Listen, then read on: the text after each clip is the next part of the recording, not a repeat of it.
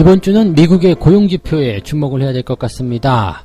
자, 물론 다른 지표들도 예정이 되어 있긴 합니다만은 고용지표에 따라서 인플레이션 그리고 연준의 통화정책 이런 것들의 가닥을 잡을 수 있기 때문이겠죠. 그래서 고용지표에 주목하는 모습을 좀 보여야 될 것 같고요. 지난 주말에 미국 증시가 그래도 다우지수가 상승 흐름 마무리가 됐기 때문에 자, 사상 최고치의 어떤 흐름들을 계속 이어갈 수 있을 것인가 여기에도 주목이 되고 있습니다. 미국 시장 상황들 전반적으로 보면서 국내 증시의 연관성 알아보도록 합니다. 상반기에는 재테크 1위를 어떤 것이 차지했는가? 바로 주식 투자라고 합니다. 즉 주식 투자에 투자한 사람들이 많아졌다 이런 얘기가 되는 건데 자, 일단은 올해 상반기 들어서면서 돈이 있어? 이것을 재테크 해야 되겠다. 예금, 적금, 뭐 코인 이런 거 다 아니고요. 주식에 투자한 사람들이 가장 많았다라고 되어 있고요. 또 주식으로 인해서 수익을 많이 본 사람들이 더 많았다라고 보여지는 부분입니다. 과연 계좌의 수익률과도 연결될 수 있는 것인지 또 한번 알아봐야 될 것 같고요. 자, 주식 외에는 또 어떠한 투자 상품들이 또 주목을 받았었는지 알아보도록 하겠습니다.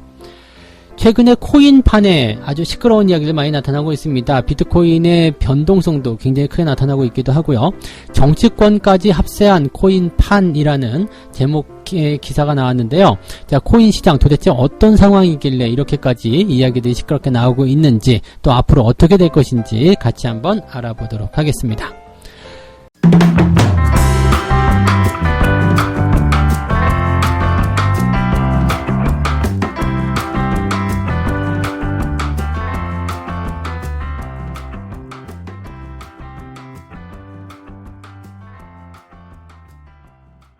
네, 반갑습니다. 오늘은 6월 28일 월요일입니다. 또다시 새로운 한 주가 시작이 됐는데 자, 한 주의 시작이라고 보긴 조금 애매한 게요. 6월 말이에요. 6월 말은 월말 그리고 분기말 반기말 다 포함이 되어 있습니다. 그러면서 지금 상반기에 시장이 마감이 되는 이 상태에 대해서 여러가지 주목이 쏠리고 있다 보시면 되겠습니다. 자, 일단은 상반기 때 실적은 그렇게 나쁘지 않았어요. 왜냐하면 시장 자체가 신고가도 만들어냈고 분위기도 계속 좋게 이끌어갔거든요. 그래서 그러한 기조들이 계속해서 이어질 수 있겠는지 거기에 대한 분위기를 좀 알아보도록 할 겁니다. 자, 일단은 경제지표들 먼저 좀 살펴봐야 될 것 같은데요. 이번 주에 가장 주목을 받아야 되는 것은 바로 고용지표라고 보시면 될 것 같아요. 주 중반부터 연결되는 것이 이제 ADP 고용지표, 그 다음에 주간 실업수당 청구 건수, 비농업 관련 고용보고서까지 한꺼번에 나옵니다. 그래서 고용 관련 지표들이 집중적으로 발표가 되면서 여기에 대한 이목이 쏠리고 있다 이렇게 보시면 되겠는데 이 고용지표에 따라서 일단은 긴축 우려가 재부각될 수 있기 때문이다 라고 보시면 될 것 같은데 이 실업률에 대한 부분이라든지 그 다음에 고용률에 대한 어떤 상승 뭐 이런 것들은 전부 다 뭐 임금 상승이라든지 이런 쪽으로도 연결이 되기도 합니다. 그래서 지금 인플레이션의 강세가 확인된 상태에서 고용에 대한 부분까지도 긍정적으로 나오게 된다면 연준에서는 일단 긴축 정책을 할 수밖에 없다. 이렇게 볼 수밖에 없겠죠. 지금 연준에서 얘기하는 것 중에 하나는 인플레이션이 지금 계속 나타나고 있지만 이 인플레이션에 대한 부분들은 올해 일단 일시적으로 나타나는 부분들이고 서서히 줄어들게 될 것이다. 하지만 고용에 대한 부분들이 아직까지는 정상적으로 올라오지 않았기 때문에 우리가 긴축 정책을 공격적으로 쓸 수는 없다. 뭐 이런 식의 얘기를 했습니다. 자, 그런 상황 속에서 지금 고용에 대한 부분들이 다시 뭐 지표상으로라도 부각이 된다라면 이런 내용들은 일단 시장이 불안하게 되는 한 가지 요소라고 보셔야 될 것 같습니다. 일단 아직까지는 고용이 정상에 이르지 못했다라는 얘기지만 뭐 실업수당 청구 건수도 꾸준하게 낮아지고 있고요. 실업률도 꾸준하게 지금 정상화를 찾아가고 있는 상태이기 때문에 이런 상태로 경기 회복 속도가 빨라지고 고용까지도 정상으로 돌아오게 된다면 연준의 긴축 정책은 더 빠르게 진행될 수도 있다. 이런 우려감을 가지고 있다고 보시면 되겠습니다. 일단 실업률 한번 보면은요. 지난달에 5.8%입니다. 근데 6월달은 5.7%로 낮아질 것으로 예상되고 있습니다. 이 실업률이 4% 정도까지 떨어지게 되면은 금리 인상을 단행하게 될 가능성이 높습니다. 왜냐면 예전에 옐런 의장이 있었을 때도 실업률 4% 미만으로 떨어지는 시점부터 출구 전략, 즉 금리 인상을 단행했기 때문인데요. 실업률이 좋아지게 되면 일단은 일을 하는 사람들이 많아지는 거잖아요. 일을 하는 사람들이 많아지게 되면 당연하게도 벌어들이는 돈들이 많아지기 때문에 주머니가 두둑해지죠. 주머니가 두둑해지면 소비가 늘어나게 된다. 이 부분이 중요한 포인트입니다. 그래서 시장에 돈이 많이 풀리게 되는 효과, 인플레이션, 금리 인상 이렇게 연결이 되는 포인트가 되는 거고요. 또 한 가지는 임금이 올라가고 있어요. 지금 보면은 지난 5월 달이 전년 대비 1.9% 올라왔는데 이번에 6월 달에는요. 무려 3.7%나 올랐을 것으로 예상되고 있습니다. 자, 지금 실업률도 떨어져서 일하러 가는 사람들이 많아지고 있는데 이 사람들의 임금조차도 올라가고 있다는 얘기예요. 즉 돈을 버는 사람들이 많아졌는데 심지어 과거보다 더 많이 벌어요. 예전에는 100만원 벌었는데 지금 130만원 벌어. 뭐 이런 식으로 되는 거죠. 그러니까 임금도 올라가고 실업률도 떨어지고 이렇게 되면은 시장에 일단 돈들이 넘쳐 흐를 것이다 라는 얘기가 될 수가 있겠죠. 물론 이 임금 상승에 대한 부분들이 일시적인지 아닌지 여기에 대한 부분들은 논의가 좀 필요할 것 같긴 합니다. 왜냐면 지금 당장은 일자리를 구하기 어렵잖아요.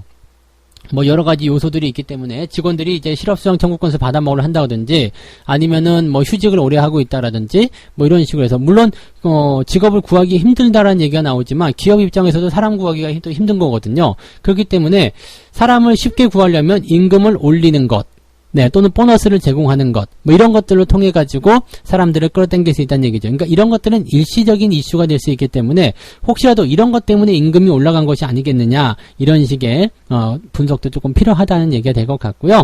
그 다음에 금리에 대한 부분들, 이제 채권 금리가 또 중요한 내용이 되지 않겠습니까? 지금 보면 10년물 국채 금리가 인플레이션 우려감에도 1.5% 정도 유지가 되고 있었는데 1.5% 정도라면은 그냥 안정성이 좀 높다라고 볼 수 있는 내용이거든요. 근데 이런 내용들이 분위기를 따라서 또 채권 금리가 올라간다든지 이런 형태에 나타나게 된다면 금리 인상에 따라서 움직일 수도 있다. 이렇게 분석이 될 수도 있겠죠. 근데 제가 예전에 말씀드렸지만 국채 금리가 올라간다고 해서 기준금리가 따라가지는 않습니다.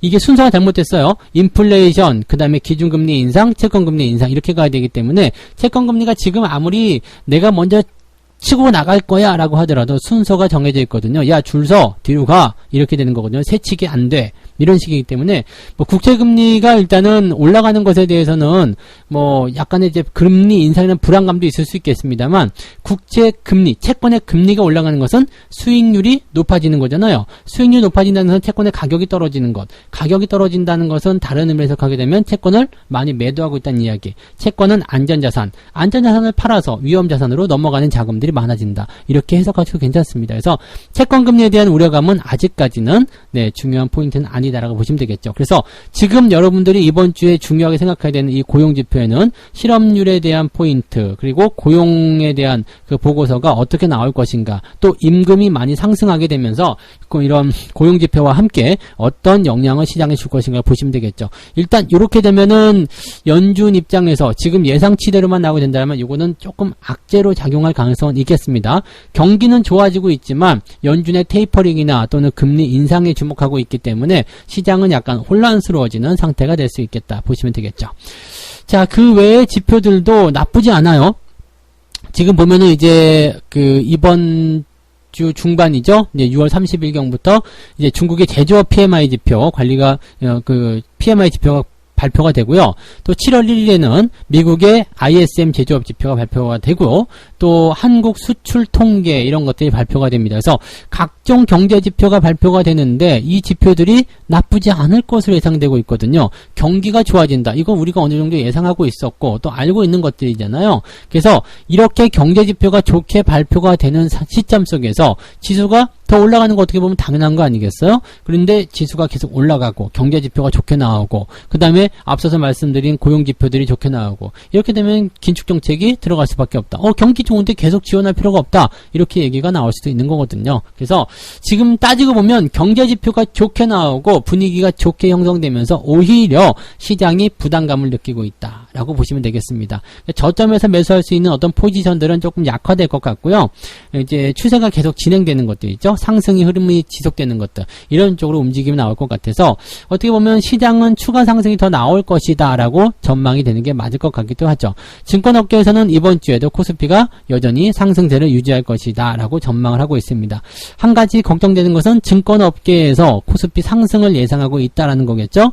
증권업계에서 뭔가 예상하면 조금 이상하더라고요. 그리고 목표 주가 제시하면 뭔가 조금 불안하고 막 이런 모습이라서 과연 이것도 맞을 것인가 틀릴 것인가, 아니면 이거의 꼬드기는 약팔이 장수인가, 뭐 이런 생각도 잠깐 들 수도 있을 것 같은데, 현재 경제지표 상황에서 객관적으로 보여지는 이 지표 상황만 본다라면 시장은 오히려 더 올라가야지 되는 것이 맞다, 이렇게 볼 수가 있겠습니다. 그 외적인 것은 너무 좋아지기 때문에 나타날 수 있는 부가적인 부분들 때문에 약간 심리가 위축될 수 있는 그런 내용들, 약간은 변동성은 가질 수 있다, 그렇게만 보시면 되겠죠. 그리고 지수 같은 경우는요, 약간 이렇게 걱정을 가지고서 올라가야 돼요. 그래서 걱정의 벽을 타고서 꾸준하게 천천히 상승하는 것이 훨씬 더 유리하다는 거 말씀드릴 수가 있겠습니다. 참고하시면 좋겠고요. 우리 이번 주 시장도 뭐 그렇게 나쁘지는 않을 것 같다, 이렇게 보시면 될 것 같습니다. 자, 두 번째 이야기 볼까요? 상반기에 재테크 수단으로 주식 투자가 가장 높은 성과를 나타냈다. 즉 상반기 재테크 1위는 주식 투자다라는 얘기가 되어 있습니다. 지금 보면은 가장 많이 투자를 하기도 했었고 또 거기에 따른 성과도 굉장히 좋았다라고 되어 있는데, 현재 이 증권사의 그 분석 툴이 약간 좀 이상한 것 같긴 합니다. 왜냐면 코스피 200 지수를 추종하는 대표적인 상장지수 펀드 ETF죠. 코덱스 200을 보니까 10% 정도 올라왔다 이거야. 올 상반기에요. 자, 그렇기 때문에 뭐 주식형 펀드의 평균 수익률이 12%대에 이르고 있다, 뭐 등등등 해가지고 수익률이 좋았다라고 얘기하지만 실제로 그것은 펀드의 이야기인 것 같고요. 개인 투자자분들은 대형주에 물려가지고 굉장히 힘든 나날들 아직까지도 보내고 있어야 생각합니다. 자금들이 많이 들어오긴 했어요. 자금들이 많이 들어가긴 했는데 종목을 잘못하게 되면 계좌는 이상해. 또 시장보다도 수익률이 별로 좋지 않아. 이렇게 될 수가 있거든요. 올 초부터 만약에 수익률 개선하게 된다면 한 10% 이상 나올 수 있다라면 괜찮은 것 같아요. 10% 이상 수익률이 나왔다? 그러면 시장보다는 일단 잘하는 거이기 때문에 괜찮은 것 같고요. 지금 중요한 건 코스피 200이에요. 코스피 200. 이것은 대형주 쪽인데, 이 코스피 200은 또 다시 얘기하면은 공매도와 연결되는 그런 종목군들입니다. 그럼에도 불구하고 주가가 잘 올라갔다는 거. 근데 따지고 보면은 삼성전자든 하이닉스든 또는 뭐 현대차라든지 이런 것들은 올 초 대비해서 지금 다 빠져있는 상태거든요. 그럼 도대체 뭐가 올라온 거야? 이렇게 생각이 들 수도 있잖아요. 근데 희한하게도 지수는 올라갔어요. 그거는 뭐냐면 이 시장에 대한 포지션이 그냥 최상위권, 시총 상위권 1등부터 뭐 한 20등까지 이런 종목들은 개차반이고요. 그 이후에 있었던 종목군들이 치고 올라가줬다, 이런 얘기가 되겠죠. 그래서 약간 중대형주 위주 또는 이제 저 밑에 쪽에 중소형주 위주의 움직임들이 시장을 끌어올렸다라고 보시면 되겠습니다. 실질적으로 작년과 비교하게 되면 수익률이 좀 낮아졌을 거예요. 이 앞쪽에 있는 시총 상위권 종목군들이 치고 올라가기 시작하면 수익률이 뭐 10% 20%에 그치지 않죠. 한 60%씩 올라갈 수도 있거든요. 근데 그런 부분들이 나타나지 않았다는 것은 약간 작년과 비교했을 때는 조금 주도주의 변화가 일어날 수 있었다라고 판단하시면 될 것 같습니다. 정말 재테크에서 성과를 많이 내신 분들이 얼만큼 될런지 그것도 한번 살펴볼 만한 내용이 아닐까 생각하기도 합니다. 자, 주식 다음으로 수익률이 높았던 것은 달러라고 합니다. 달러도 근데 지금 보면은요, 이 환율이 올라감에 따라서 뭐 그렇게까지 훌륭한 모습은 아니라고 생각이 좀 되거든요. 그래서 지금 환율이 계속 떨어지고 있기 때문에 달러를 갖고 있을 때 그다지 훌륭한 포인트는 아닌 것 같아요. 왜냐면 원화 가치가 올라가고 있다라는 거.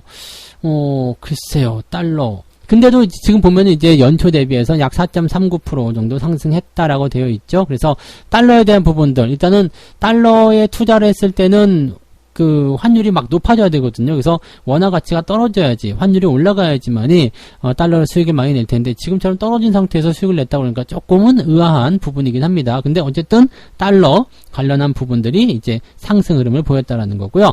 그 다음에 금도 높은 수익률을 기록했다라고 되어 있는데 이것도 지금 보면은 3.5% 올랐다라고 되어 있습니다. 근데 이게 그 올 상반기 중반 한 3월 정도, 2월 말 요쯤에 이제 금을 투자했으면 10% 넘게 수익이 나왔을 거예요. 그러니까 요것도 잘 보시면은요, 시점 대비해 가지고 봤을 때 어떤 위치를 내가 가지고 있느냐, 그 다음에 어느 시점에서 어떻게 투자했느냐에 따라서 수익률이 좀 달라지는 것이 아니겠는가 생각이 되기도 합니다.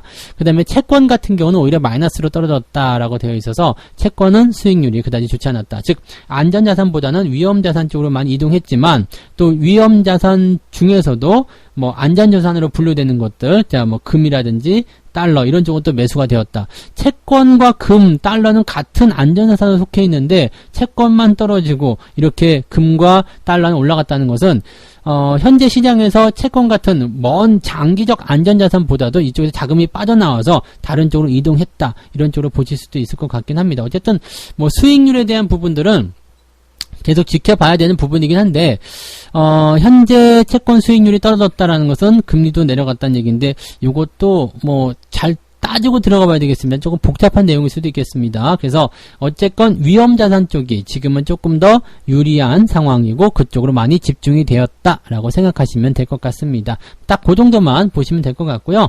그 다음에 안전자산 쪽으로 투자하시는 분들 같은 경우는 인플레이션에만 주목을 하시면 될 것 같아요. 그래서 뭐 달러라든지 금, 특히 달러보다도 금이 지금은 더 나을 것 같아요. 왜냐면 인플레이션이 올라가게 되면 화폐 가치가 떨어지는 수준이 벌어질 수밖에 없기 때문에 이렇게 금 같은 금덩어리 이런 거 상품을 갖고 있을 때는 훨씬 더 수혜가 되는 상황을 만들어낼 수가 있겠죠. 그래서 그런 부분들 같이 읽어나시면 되겠습니다. 어쨌든 지금은 주식이 가장 훌륭한 것 같고요.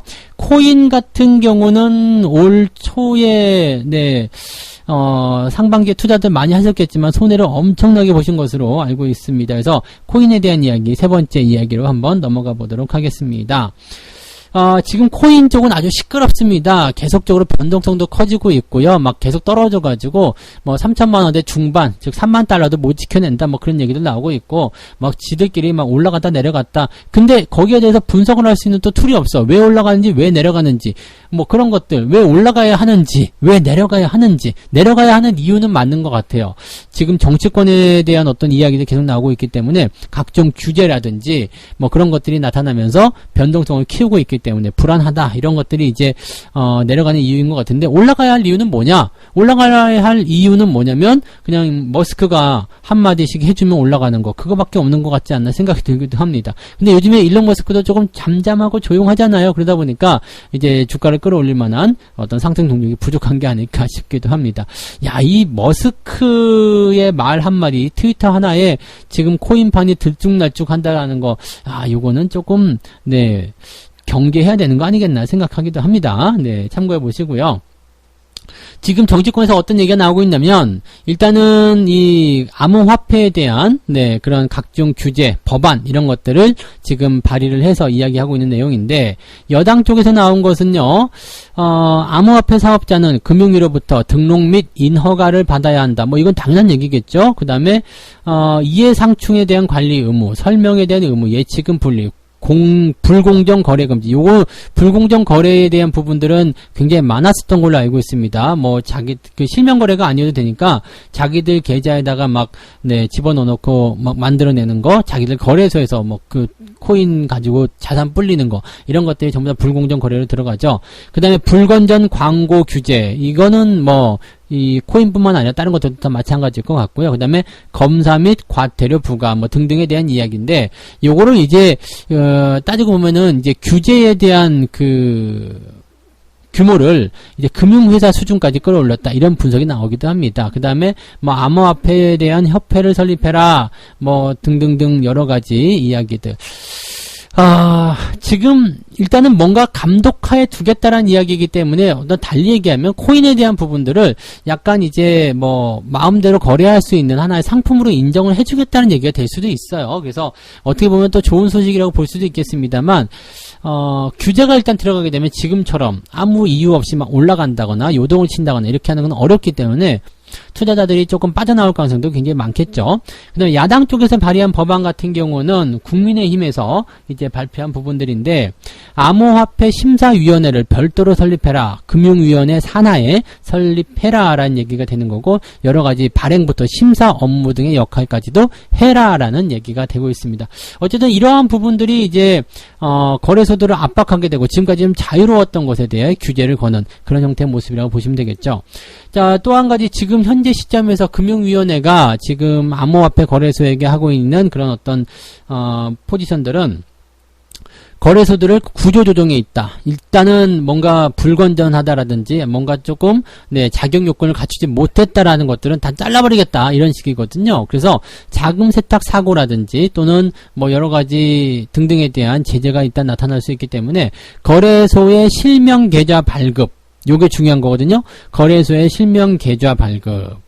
자, 이게 가장 큰 거예요. 예전에 금융실명제 할 때도 생각나셨겠지만, 뭐, 예전에 있었던 지하에 있는 돈들을 다 끄집어 내버렸잖아요. 그러니까 그런 비슷한 얘기죠. 지금 뭐 자금 세탁이라든지 실명으로 하지 않았었던 그런 거래들을 이젠 투명하게 해버리겠다. 이렇게 나오고 있기 때문에 실명 계좌 발급에 대한 내용들이 나타나게 되면 일단 부실한 그런 내용들이라든지 뭔가 불법적인 일들이 있었을 때 바로 걸리게 됩니다. 자, 그러다 보니까 은행은 책임지고 싶지 않은 거예요. 그래서 실명 계좌 발급을 꺼리고 있다. 은행이요? 안 해준다. 이런 얘기가 나옵니다. 그래서 지금 되게 웃긴 게 행정부에서는 일단 그렇게 해라! 라고 얘기를 해놓은 상태에서 은행이 지금 현재 거래소에 대한 구조조정을 하고 있다. 은행들은 제재가 무섭기 때문에 거래소에게 실명 계좌를 못 주겠다. 이렇게 얘기하고 있는데 거래소들은 그럼 누구로부터 실명 계좌를 받으라는 것인가?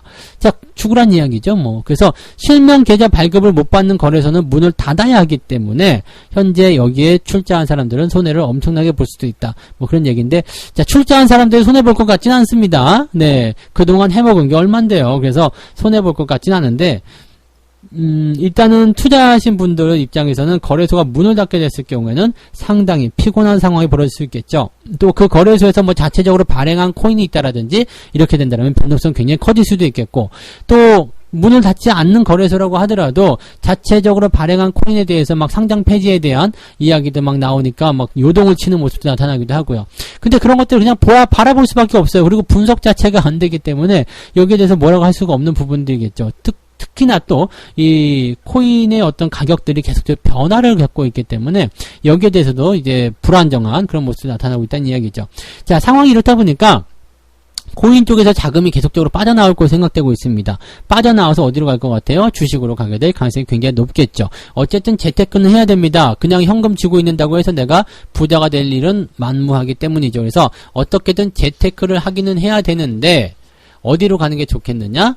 중소형주, 코스닥 뭐 이런 쪽으로 이동하게 될 가능성이 높겠죠. 또 코인을 했던 사람들은요 차트를 보는 데만 집중하기 때문에 다른 거 필요하지 않아요. 왜냐면 그 자체가 분석 자체가 안 되잖아요. 그래서 차트의 흐름 이런 것만 보시기 때문에 단기적 포지션이 만들어진 종목들에게 많이 기울어지는 경우들도 있습니다. 그래서 중소형주들이 조금 더 혜택을 받을 수 있는 이유가 또 이렇게 코인 시장의 어떤 주가 하락을 통해서 이렇게 자금이 이동하는 그런 형태의 어떤 수혜도 같이 받아볼 수 있는 것이 아니겠는가 이렇게 보여지기도 합니다. 그래서 지금 보면은 제 생각에는 그냥 느긋하게 보시면 좋지 않을까 생각합니다. 그래서 코인 같은 경우는 뭐 지금 어차피 투자를 하지 말아달라고 말씀드리고 있는 상태고 뭐 그다지 좋은 것도 아니잖아요. 그래서 코인에 투자를 하지 않고 주식에 투자하시는 분들 입장에서 봤을 때는 느긋하게 어차피 자금은 들어올 거다 이거죠. 어차피 자금은 들어올 거고 그 다음에 주식 시장의 어떤 상승 효과는 계속 만들어지게 될 것이고 그렇다면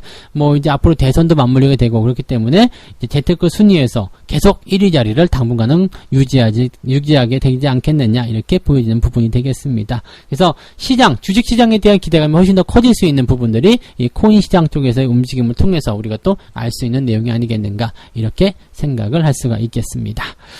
자, 이렇게 해서 오늘 세 가지 이야기 전달해 드렸는데요. 네, 이번 주는 고용지표 각종 경제지표도 많이 있지만 고용지표에 주목해라 이런 이야기를 좀 드릴 수 있겠고요. 그 다음에 상반기 재테크 1위는 주식 투자인데 이것도 잘 골랐을 때 이야기입니다. 위쪽에 있는 것들 사가지고 물려있으면은 재테크 1위고 뭐고 간에 다 필요 없고요. 그냥 물린 거예요. 그래서 주식 시장 쪽으로 돈이 많이 들어왔고 또 이렇게 추세를 따라서 움직이는 종목들 공략하신 분들은 수익이 잘 나오는 그런 상반기였다라고 보셔도 좋을 것 같습니다.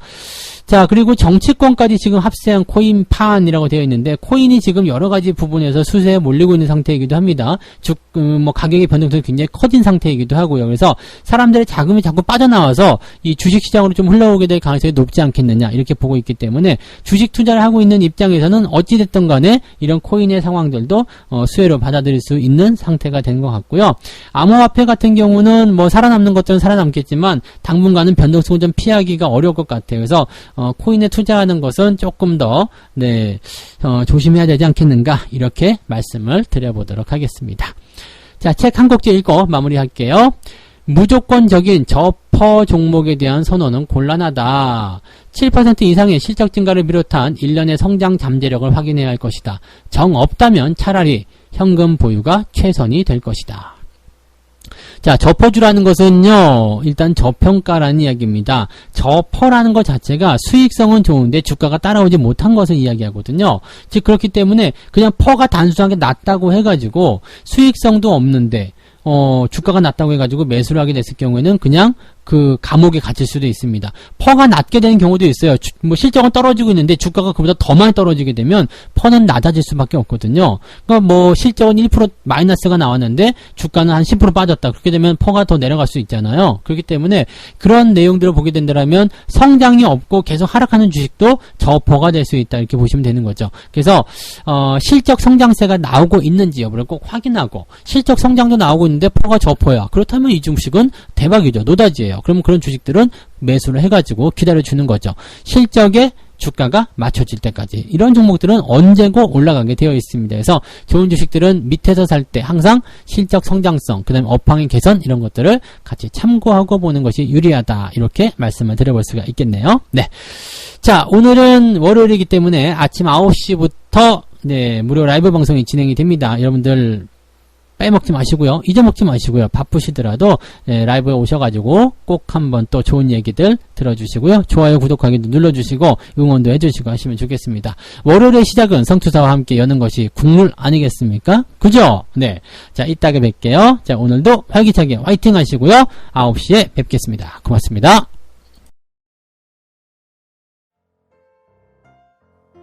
본 방송에서 제공되는 모든 정보는 투자 판단의 참고 자료이며 투자의 최종 책임은 본 방송을 이용하는 본인에게 있습니다.